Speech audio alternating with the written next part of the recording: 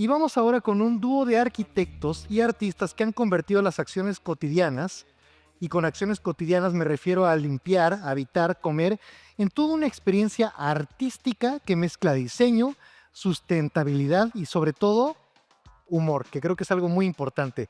Queremos también agradecer a la Embajada de Austria en México por hacer posible que estén aquí con nosotros en What Design Can Do México GNP 2025, Honey and Bunny.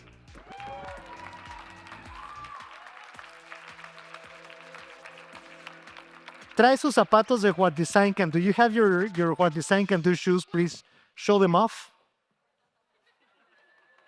You're not talking shoes. Because he's wearing pink shoes. If I would wear big shoes, that would not be so special, maybe. Exactly.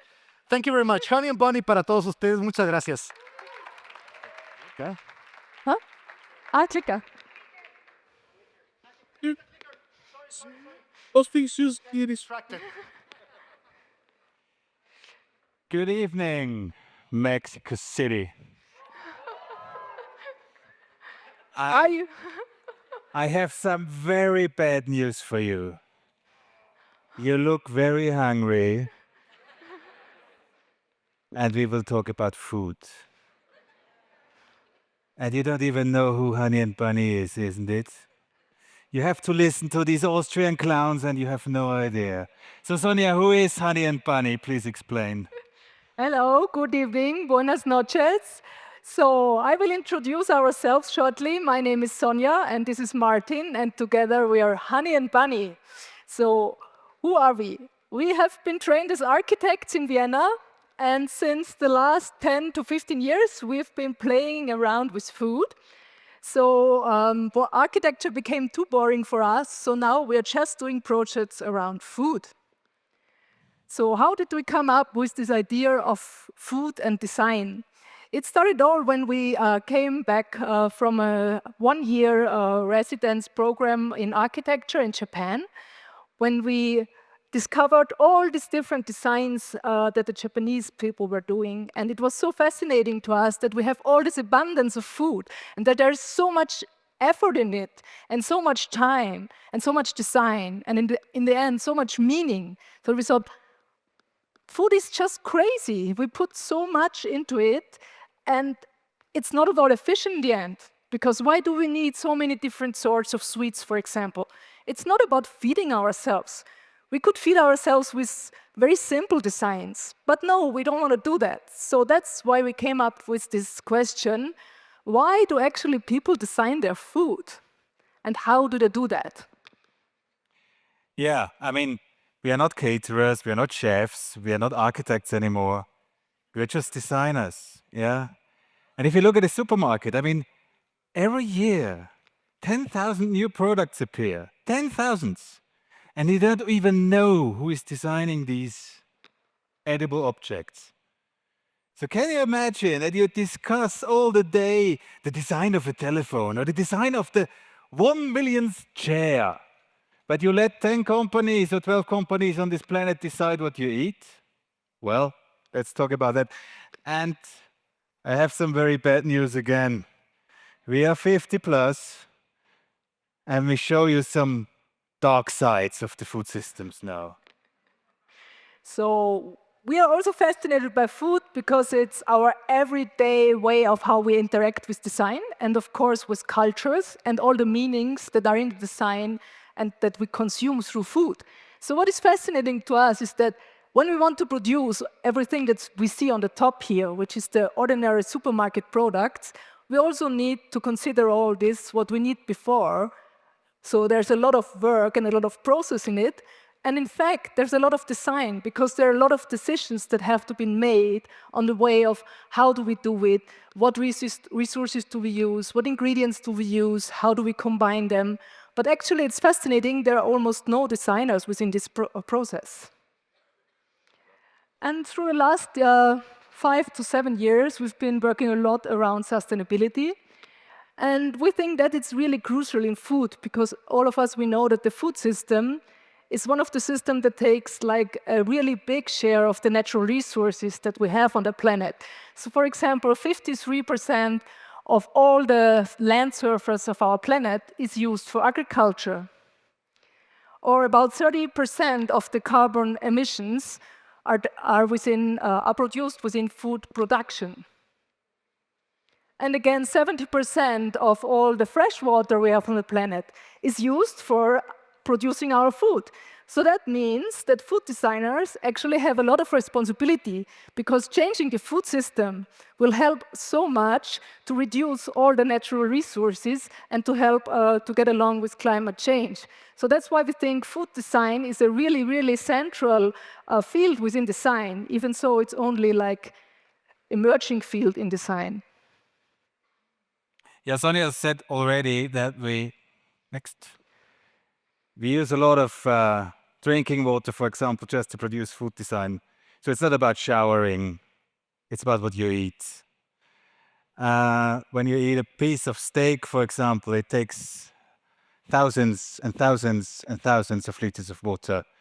Food is, next please, food systems are very globalized systems, so especially we as Europeans, we eat the entire world every day. And by the way, we throw more than 60% away every day, just because we have it. And if you talk about things like that, I mean, we even create words. So it's not about bad things, we call it externalities. Externalities are like collateral damages. Collateral damage is a word for killed children in a war. Externalities are destroyed landscapes by food systems, stuff like that. And we've worked, for example, with the European Commission for an arts and science project, and what they told us about pesticides, etc., wow, it was really depressing. And now, my last slide, It's your slide? Maybe it's my slide. It's yeah, your slide, okay. I love it. Let's go back to design. What is innovation for you? What is innovation for my generation? Innovation always means that we create profits for companies. This is a very innovative product. They sell millions. And in the, let's say, old-fashioned design ideas, it's brilliant.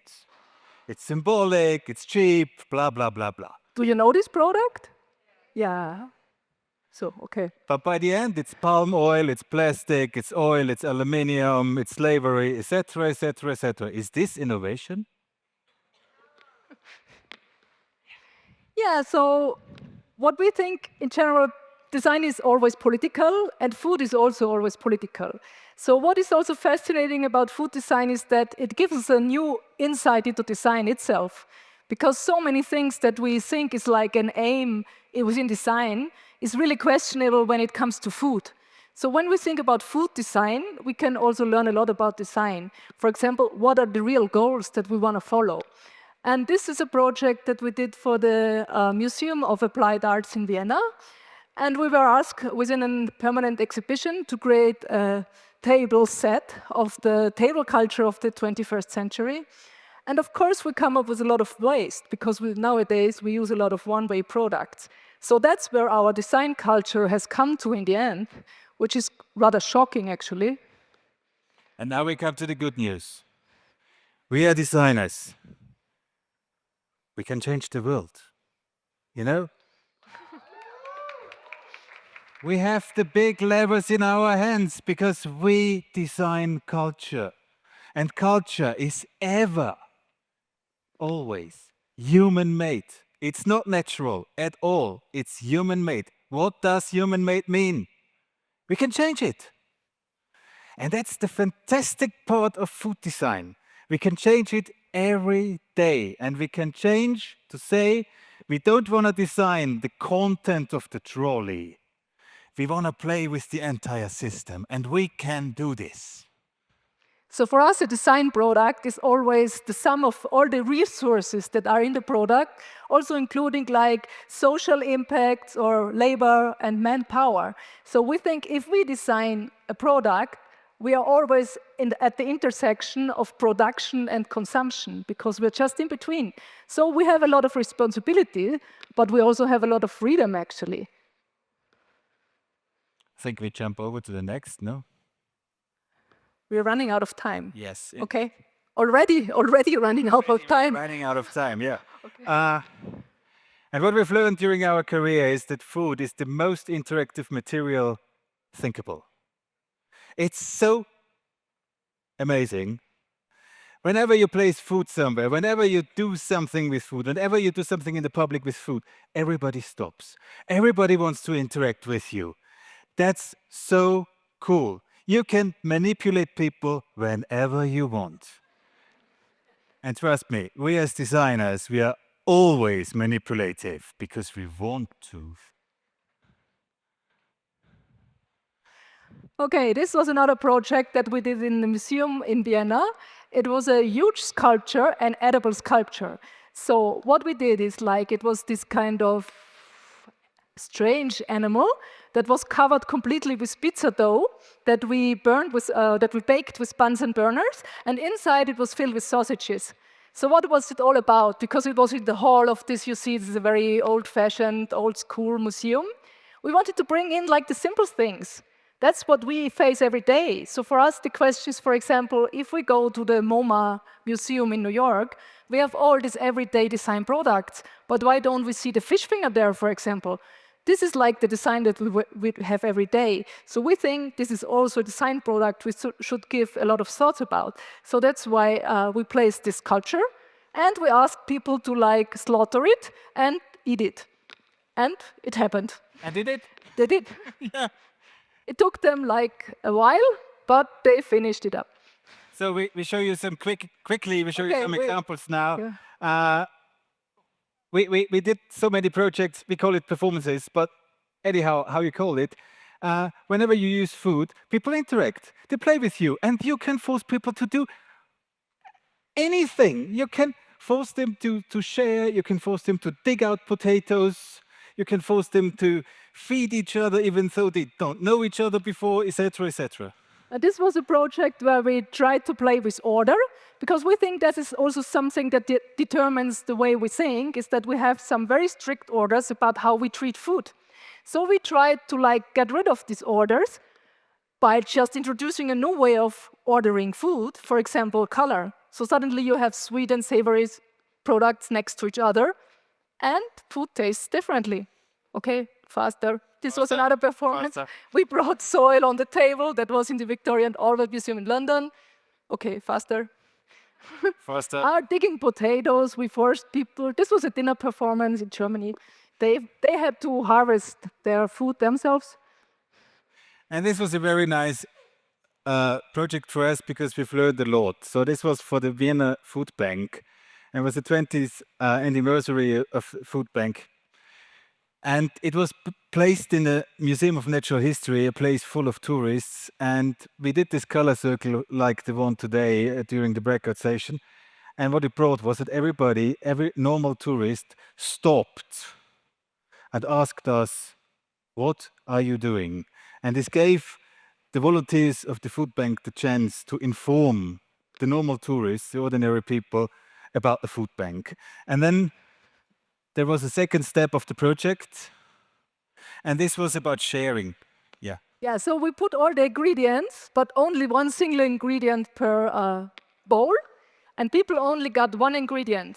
And then there was a color code on the bottom of the bowl, so groups could find themselves together. So all yellow dishes, for example, they would form one recipe. So this was a way of like starting an interaction between the customers, and they couldn't eat anything if they were staying alone, because some of them maybe just got salt or just got garlic.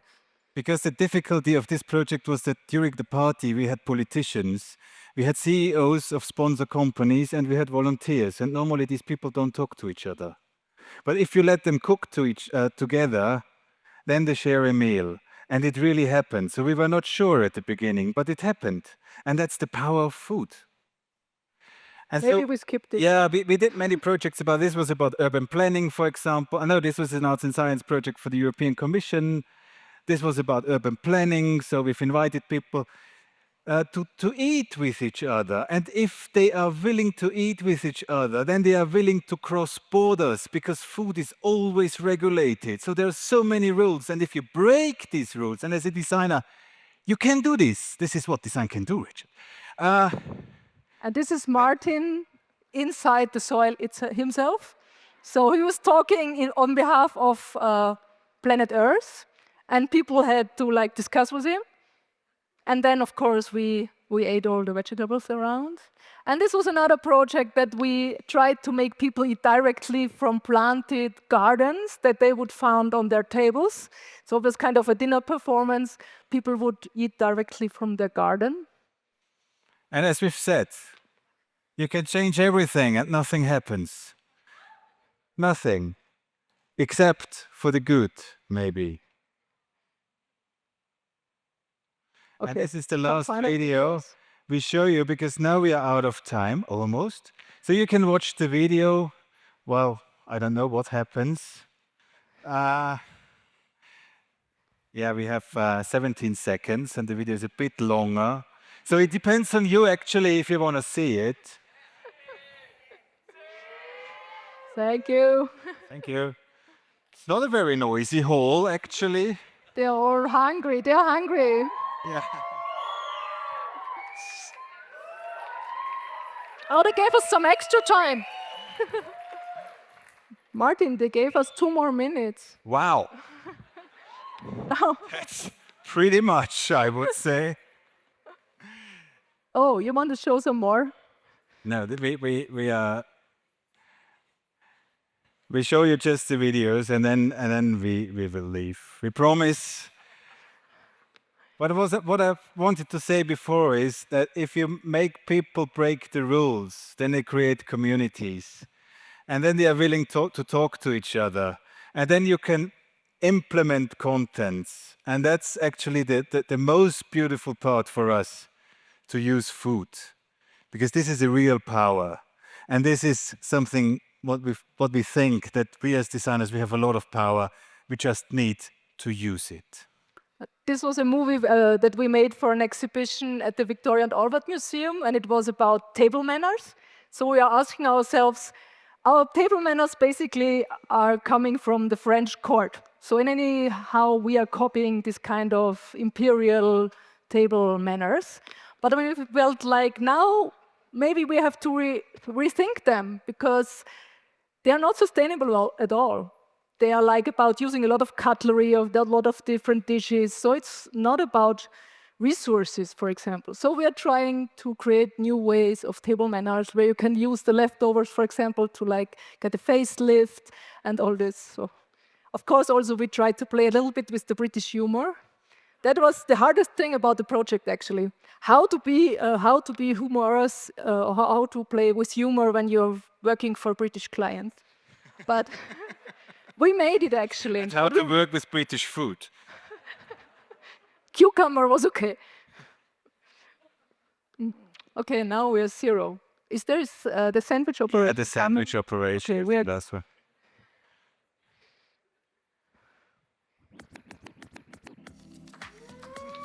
Thank you. Thank you.